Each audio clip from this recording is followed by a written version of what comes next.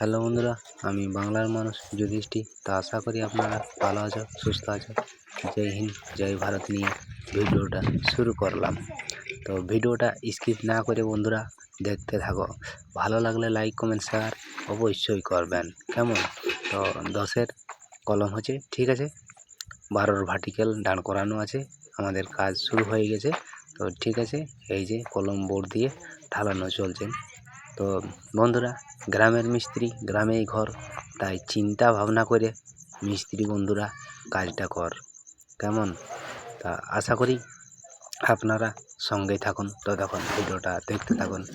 তো একালে 40 বন্ধুরা, আর যা পারলিস করলিস, আর বুড়ালিস তো মরলিস, তার আগেই কিছু ব্যবস্থা করো। কেমন?